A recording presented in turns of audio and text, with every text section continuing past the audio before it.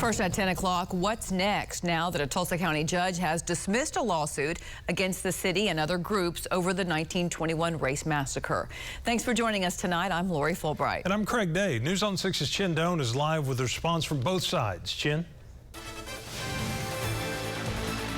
Say it was disheartening to find out their case was dismissed from a news reporter late Friday. Now they plan to take that dismissal to the Oklahoma Supreme Court and also call on the federal government.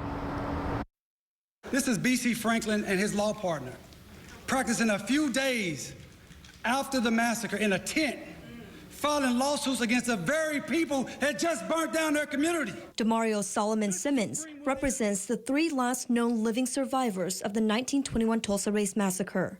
Their public nuisance lawsuit filed in 2020 against the City of Tulsa, the Chamber, the Sheriff's Office, and others claim Viola Fletcher, Leslie Benningfield Randall, and Hughes Van Ellis should be paid for damages from the massacre. The attorneys had a moment of silence for the victims at a news conference at Vernon AME Church and shared their clients' disappointment. When they asked me what was the reason or why, I couldn't tell them anything because I literally don't know. Judge Carolyn Wall has not said why she dismissed the case, but in previous court documents, the city argued the case was filed too long after the massacre. The city is not responsible for rioters' actions and that the survivors' claims are too vague. In a statement, Tulsa Mayor G.T. Bynum says, quote, "The city remains committed to finding the graves of 1921 Tulsa Race Massacre victims, fostering economic investment in the Greenwood District, educating future generations about the worst event in our community's history," end quote.